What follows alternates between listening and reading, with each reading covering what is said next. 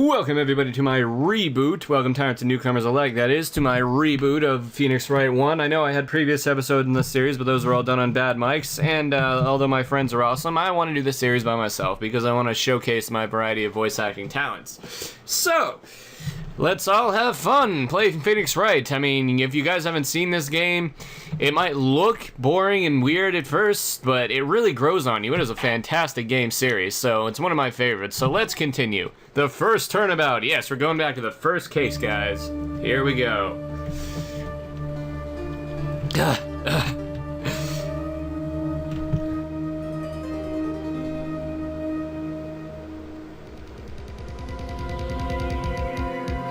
Darn it! Why me? Can't get caught. Not like this. I've got to find someone to pin this on. Someone like him. I'll make it look like he did it.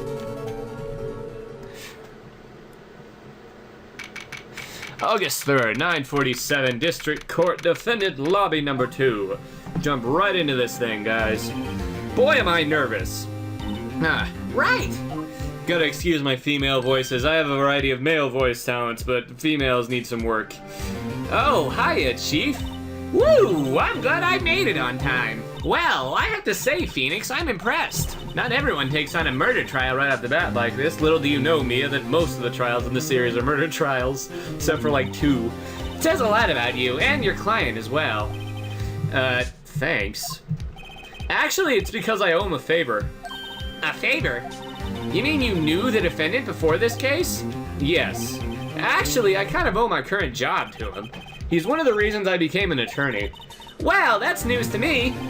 I want to help him out any way I can. I just really want to help him. I owe him that much. It's over! My life! Everything, it's all over! Isn't that your client screaming over there? Yeah, that's him. Death, despair! I'm gonna do it! I'm gonna die! It sounds like he wants to die. Yeah. Nick! Hey there, Larry. Dude, I'm so guilty! Tell him I'm guilty! Give me the death sentence! I ain't afraid to die! What? What's wrong, Larry? Ah, it's all over! I'm finished! I can't live in a world without her! I can't! Who took away from me, Nick? Who did this? Ah, Nick, you gotta tell me, who took my baby away? The person responsible for your girlfriend's death? The newspapers say it was you. Oh, Larry. We're gonna learn to really hate Larry pretty soon. My name is Phoenix Wright. Here's the story. My first case is a fairly simple one. A young woman was killed in her apartment. The guy they arrested was the unlucky sap dating her. Larry Butts. My best friend since grade school. Our school had a saying, when something smells, it's usually the butts. In the 23 years I've known him, it's usually been true. He has a knack for getting himself in trouble. One thing I can say, though, it usually is not his fault. He just has terrible luck. But I know better than anyone that he's a good guy at heart. That, and I owe him one, which is why I took the case, to clear his name. And that's just what I'm gonna do.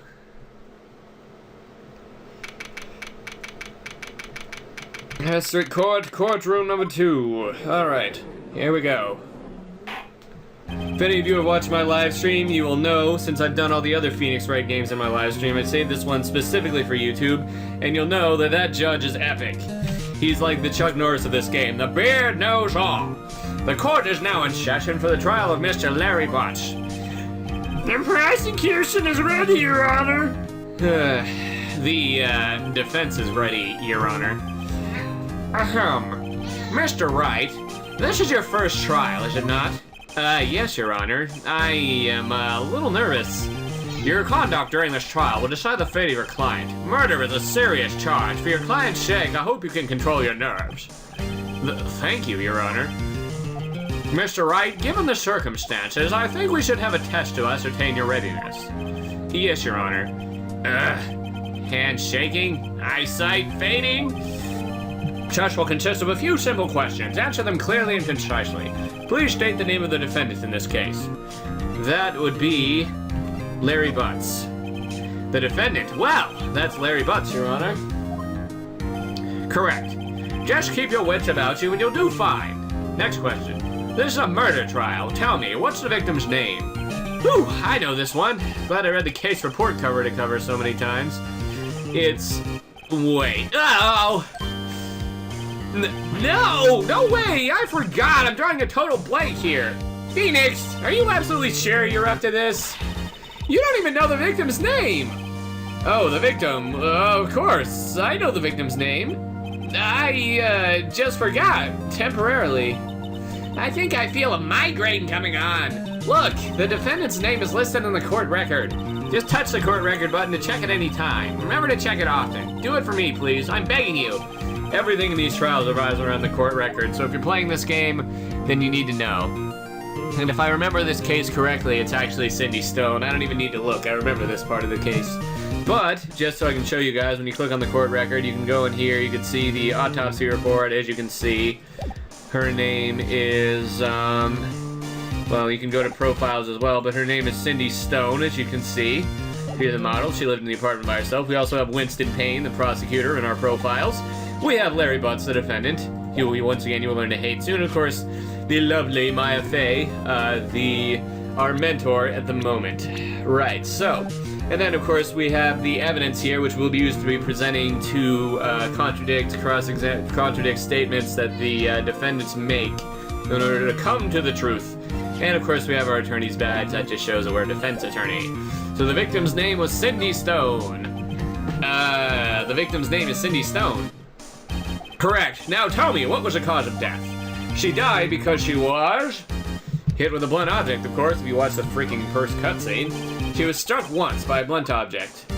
Correct. You've answered all my questions. I see no reason why we shouldn't proceed.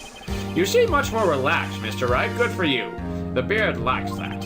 Thank you, Your Honor. Because I don't feel relaxed, that's for sure. Well then. First, a question for the prosecution, Mr. Payne. Yes, Your Honor. As Mr. Wright just told us, the victim was struck with a blunt object. Would you explain to the court just what that object was? By the way, Winston Payne, if you see his name, actually is supposed to look like Winston Payne. He's basically the Glass Joe of this game if you played Punch-Out. The guy that goes against all the rookies and never wins, ever. So he's always in the first case of every game and never anywhere else. He's not an important character at all. He's just the rookie thing you kill. Anyways, the murder weapon was this statue of the thinker. It was found lying on the floor next to the victim. Crap, what voice should I use? It was found lying on the floor next to the victim. I see. The court accepts it into evidence. Statue added to the court record. As you can see, the evidence will be gradually added to the court record throughout all these cases, throughout the case. So you have more to present and more to contradict. Right. Be sure to pay attention to any evidence added during the trial. That evidence is the only ammunition you have in court. Touch the court record button to check the court record frequently. Mr. Payne, the prosecution may call its first witness. The bear demands it. The prosecution calls the defendant, Mr. Butts, to the stand. Chief, what do I do now? Pay attention. You don't want to miss any information that might help your client's case. You'll get your chance to respond to the prosecution later, so be ready. Let's just hope he doesn't say anything unfortunate. Uh-oh. Larry gets excited easily. This could be bad. Ew. I don't want to know if he gets excited easily, Phoenix. It's gross. Look at him. He's already excited. Mr. Butts, isn't that true that the victim had recently dumped you? Hi, watch it, buddy. We were great together. We were Romeo and Juliet, Cleopatra and Mark Anthony. Didn't they all die? I wasn't dumped. She just wasn't taking my phone calls or seeing me. Ever. What did you anyway? Mr. Butts, what can you describe as generally what we mean by dumped? In fact, she had completely abandoned you and was seeing other men. She had just returned from overseas with one the day before the murder. What do you mean, one of them? Lies! All of it lies! I don't believe a word of it! Your Honor, the victim's passport. According to this, she was in Paris until the day before she died. Passport added to the court record. Indeed, she appears to have returned the day before the murder. The beard is amused. Dude, no way! The victim was a model, but did not have a large income. It appears that she had several sugar daddies. Daddies? Sugar? Yes, all the men who gave her money and gifts. She took their money and used it to support her lifestyle. Dude! We can clearly see what kind of woman this Mr. Stone was. Tell me, Mr. Butts, what do you think of her now? Shut up, cat. Right. I don't think you want to him to answer that question. Yeah, Larry has a way of running his mouth in all the wrong directions. Should I? Well, let's stop him from answering. I don't remember the first game very well, but the second, third, and Apollo Justice and Miles Edgeworth I've all played recently, so my client had no idea the victim was seeing other men. That question is irrelevant to this case. Oh, Nick, what do you mean irrelevant? The cheating she-dog? I'm gonna die! I'm just gonna drop dead! Yeah, when I meet her in the afterlife, I'm gonna get to the bottom of this! Well, let's continue with the trial, shall we? I believe the accused motive is clear to everyone! Or yes, quite. Oh boy, this is so not looking good. Next question. You went to the victim's apartment on the day of the murder, did you not? Well, did you or did you not? Well, maybe I did. My bad. Maybe I didn't. He went. What do I do? Have him answer honestly, I guess. I know, I'll send him a signal. Tell the truth! Yeah, I was there, I went! Shut up! Good grief! Order! Well, Mr. Butch. Dude, chill! She wasn't home, man, so like I didn't see her.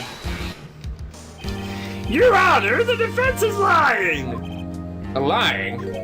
The prosecution would like to call a witness who can prove Mr. Butts is lying. Well, that simplifies matters. Who is your witness? The man who found the victim's body just before making the gruesome discovery. He saw the defendant fleeing the scene of the crime. Order in the court. Mr. Payne, the prosecution may call its witness. Yes, Your Honor. This is bad. On the day of the murder, my witness was selling newspapers in the victim's building. Please bring Mr. Frank Sowett to the stand. Frank saw it. See, there's a lot of name puns in this game. Mr. Sowett, you sell newspaper subscriptions, is this correct? What voice should I use for this guy? Let's see. Oh, yes. Oh, newspapers, yes. Mr. Sowett, you may proceed with your testimony. Please tell the court what you saw on the day of the murder. Witness's testimony. Here we go. I was going door to door selling subscriptions when I saw a man fleeing an apartment. I thought he might be in a hurry because we left the door half open behind him. Those of you from my live stream know this voice is Cthulhu. Thinking it strange, I looked inside the apartment. Then I saw her lying there, a woman, not moving. Dead! I quailed in fright and found myself unable to go inside. I had to call the police immediately. However, the phone in her apartment wasn't working. I went to a nearby park and found a public phone. I remember the time exactly. It was 1 p.m. The man who ran was without a doubt the defendant sitting right over there. Shut up. Larry, why didn't you tell the truth? I can't defend you against a testimony like that. Incidentally, why wasn't the phone in the victim's apartment working? Your Honor, at the time of the murder, there was a blackout by the building. Aren't phones supposed to work during a blackout? Yes, Your Honor. However, some cordless phones do not function normally. The phone that Mr. Sowett used was one of those. Your Honor, I have a record of the blackout for your perusal. Blackout record added to the court. Record. Now, Mr. Wright. Yes, Your Honor. You may begin your cross-examination. Cross-examination, Your Honor? All right, Wright, this is it. The real deal. What exactly am I supposed to do? Why, you exposed the lies in the witness testimony the witness just gave. Lies? What? He was lying? The client is innocent, right? And that witness must have lied in his testimony. Or is your client really guilty? How do I prove he's not? You hold the key. It's in the evidence. Compare the witness's testimony to the evidence at hand. There's bound to be a contradiction in there. First, find contradictions between the court record and the witness's testimony. Then, once you've found the contradicting evidence, present it and rub it in the witness's face and other areas of his body. Okay. Touch the court record button and point out contradictions in the testimony. I got a contradiction right here, Mia. Oh, yeah. Just kidding. Alright, witness's account. I was going door to door selling subscriptions when I saw a man fleeing an apartment. I thought he might be in a hurry because he left the door half open behind him. Okay, thinking it's strange, I looked inside the apartment. Then I saw her lying there, a woman not moving, dead. By the way, I'm going to be save stating a lot because this game does not give you very many chances to present wrong evidence, and I don't really want to start over if I do. So, I quailed in fright and found myself unable to go inside. I thought to call the police immediately. Oh, crap. Let's see. I think that's the problem with that. Let's see here. Oh, yes, the electricity was out, of course. So, let's present this. So, as you can see, this contradicts the statement because the electricity was out, so he couldn't call the police. That's when you present this evidence and say, ha-ha, objection! The witness's statement is clearly false. Oh, crap. Dang it. How is that wrong? Okay, so you thought to call the police immediately. The phone in the apartment wasn't working. Went to a nearby park and found a public phone. Now, what about this one? It's definitely the blackout record. The question is which statement? Is it that one? Nope, it's not that one. Crap, I'm doing it's only the first thing, my god. Good lord.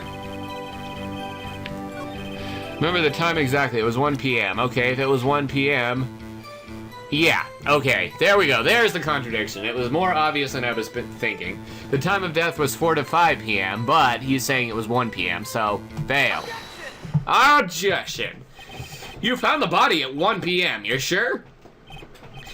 Yeah, so it was 1 p.m. for certain. By the way, those little exclamation points, whenever you present wrong evidence, one of them goes away. And when you get 5 wrong evidence in a row, when you get 5 wrong evidence, you get a game over. And I think you have to start the case over wherever your last save point was. So that's why I'm safe stating. Anyways. Yes, it was 1 p.m. for certain. Frankly, I find that hard to believe. Your statement directly contradicts the autopsy report. The autopsy notes the time of death at sometime after 4 p.m. There was nobody no body to find at 1 p.m.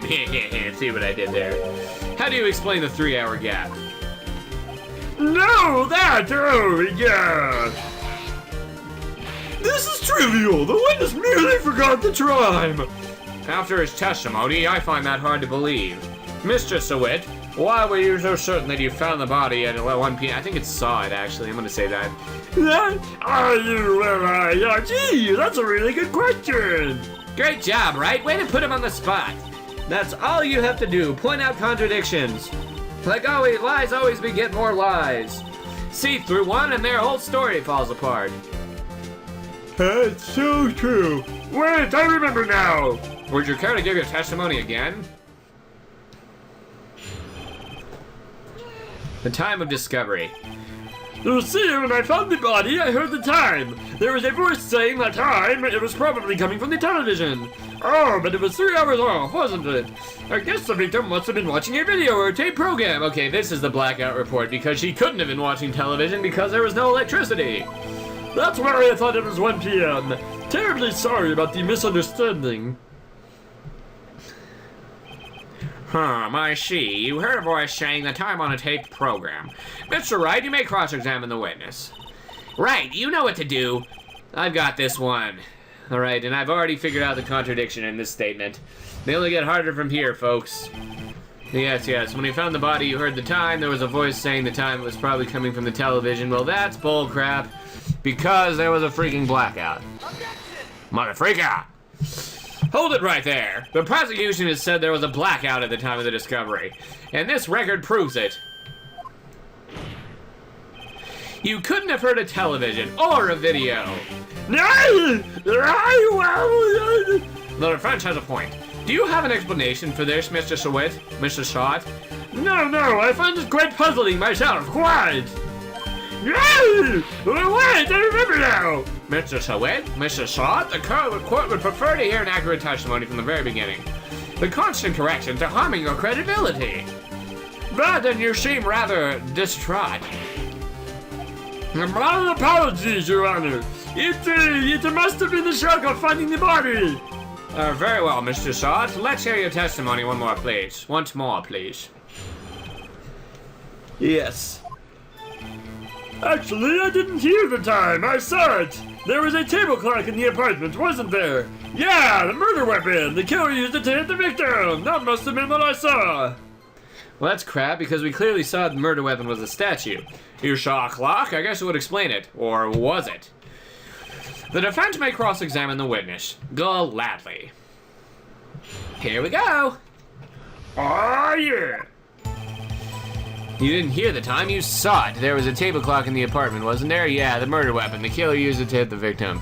That's crap, because this is the statue. Mother freaker. Wait just a moment.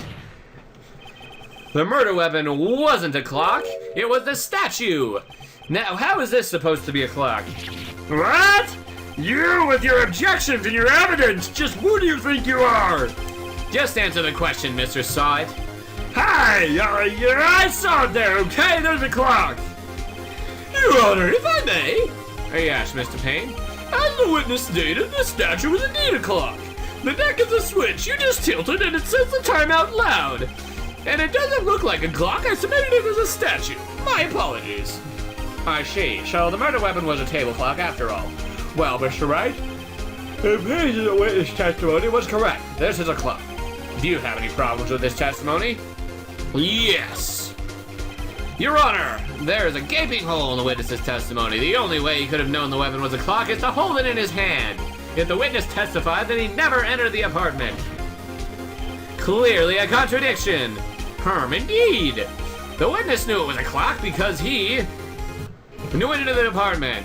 You're lying! You were inside the apartment on the day of the murder. Oh yeah? Prove it! Prove I went in there! I'll do better than that. I can prove you were the one who killed her. You struck her with the clock and the shock of the blow triggered the clock's voice. That was the sound you heard. Order in the court. Intriguing. Please continue, Mr. Wright. The bear demands it. Yes, Your Honor. Mr. Sawit, the sound must have left quite an impression on you. Understandable, since the murder weapon spoke just as you hit the victim. That voice was burned into your mind. That's why you were so certain about the time. Ah, crap. What's the meaning of this? This is all baseless conjecture. Baseless? Just look at the witness's face. Would the witness care to elaborate? Did you strike the victim with a clock? I never! Look, the clock, I heard, I saw it. Wow, toupee to the face. Face toupee. Shut up, I hate you! It was him, I tell you, I saw him! He killed her and he should burn! Burn! Give him death! Shut up. Order in the court, I say. Your Honor, a moment, please. There isn't a shred of evidence supporting the defense's claims. Mr. Wright, Your Honor, you claim that the sound the witness heard came from the clock. Do you have any evidence? The whole case is riding on this. I'd better think it through carefully. Yes, Your Honor. The sound Mr. Sawit heard was definitely this clock. In fact, which is clear if you simply try sounding the clock. Let's sound the clock now here in this court. Your Honor, may I have the clock?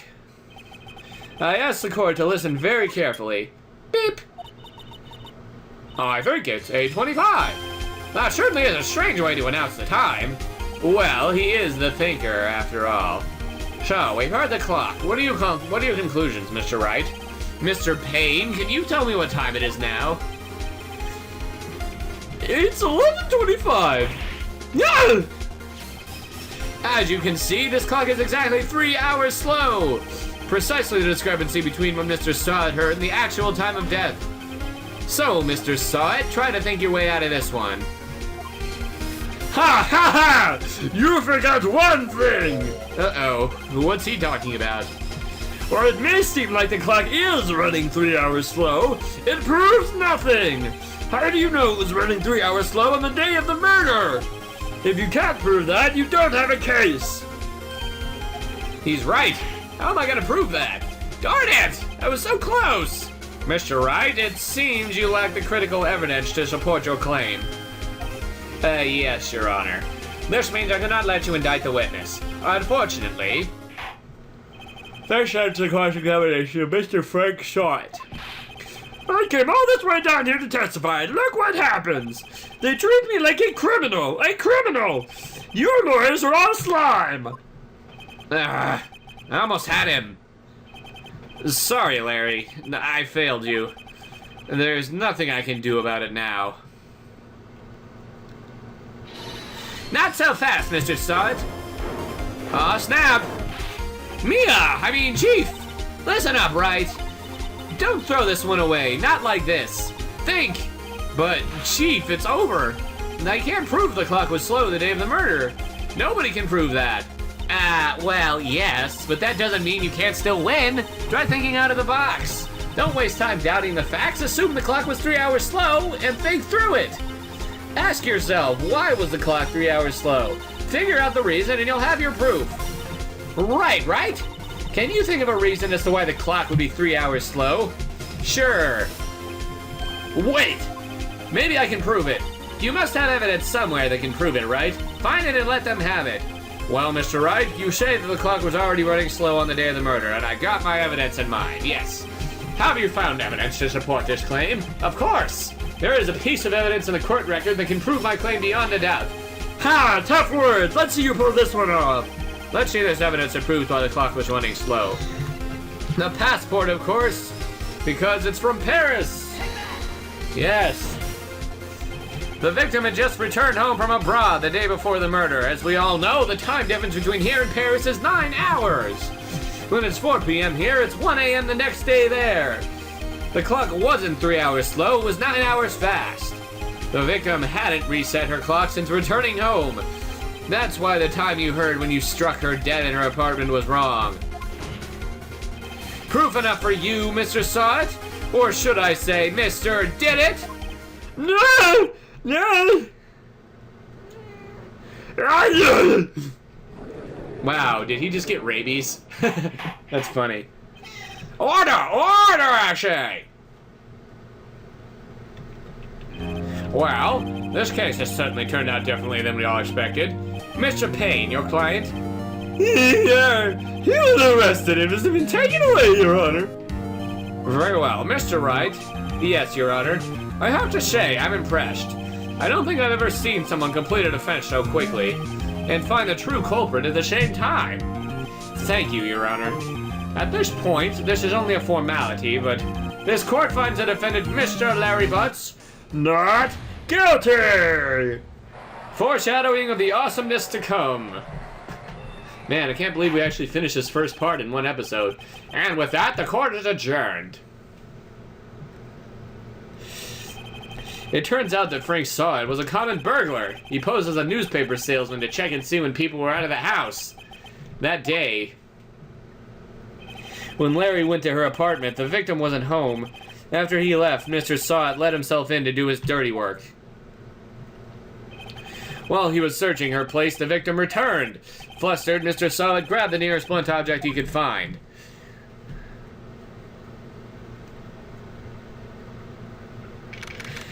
August 3rd, 2:32, District Court, Defendant Lobby Number 2. Whew, I still can't believe we won. Right, good job in there. Congratulations. Thanks, Chief. I owe it all to you. Not at all. You fought at your own battles in there. It's been a while since I've seen a trial end on such a satisfying note. I've never seen the Chief looking this happy. If she's this glad, imagine how Larry must feel. My life is over! Larry, you're supposed to be happy. What's wrong now? Ah, Nick! Don't worry about me. I'll be dead and gone soon. Good. Wait, no! I mean, bad. Larry, you're innocent. The case is closed. But my Cindy Wendy's gone, man! Gone forever! Larry, she was a... never mind. Congratulations, Harry! Harry? Yes, you! I can practically see the headlines now. Harry Butts, innocent. Ha! See what they did there? Hey, thanks, I really owe you one. I won't forget this ever. Let's celebrate. Dinner, movie, my treat. Oh no, I couldn't. Hi. Hey, I was the one who got you off the hook. Oh, hey. Here, take this. It's a present. A present? For me? Wait, wasn't this the evidence that... Actually, I made this clock for her. I made one for her and one for me. Really? You? You made this? Well, thank you. I'll keep it as a memento. Yo, Nick, can you believe it? I was so into that chick. And she was just playing me for a fool. Doesn't that just make you want to cry? Larry. Are you so sure? Excuse me? I think she thought quite a lot of you in her own way. Nah, you don't gotta sympathize with me. It's okay. Oh, I'm not just sympathizing, really.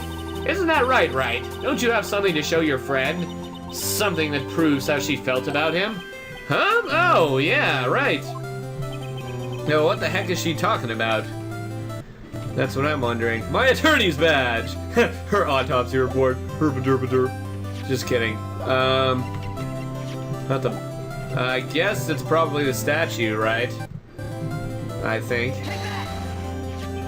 Check this out, Larry. Proof positive you weren't just some chump to her. Huh? Where'd you get that clock? This is the clock you made for her, Larry. She took it with her when she traveled, and it pretty much killed her, but home, she probably just needed a clock, that's all. You think so? It's a pretty heavy clock to take traveling. Well, think of it what you will. Hi, Nick. I'm glad I asked you to be my lawyer. Really, Shut up, Cat. Good grief. Oh my god. Really, I am. Thanks. Hope that I made him feel a little better. Right? I hope you see the importance of evidence now. Also, hopefully you realize things change depending on how you look at them. People, too. We never really know if our clients are guilty or innocent. All we can do is believe in them. And in order to believe in them, you have to believe in yourself. Right? Listen, learn, grow strong. Never let go of what you believe in. Never. Well, I think our work here is done. Shall we be off? Yeah, I guess so. Say, how about dinner on me? We'll drink a toast to innocent butts. Innocent butts. Yeah. Yeah. Oh, speaking of Harry, you were saying part of why you became a lawyer was because of him. Yeah, part at least. You'll have to tell me more about it sometime. Maybe over drinks? And so my first trial came to a close. Larry slapped me on the back and said, "Gee, Nick, it's good to have friends. But I'm pretty sure he's not gonna pay me. Unless you count the clock he gave Mia." I didn't know it then. But that clock was soon going to be at the center of another incident. And my promise to tell the chief about me and Larry would be one promise that I wouldn't be able to keep. And that's for next episode, guys. Rate, comment, subscribe, favorite, and next episode we witness a game-changing event. So rate, comment, subscribe, favorite, and next time we have Turnabout Sisters.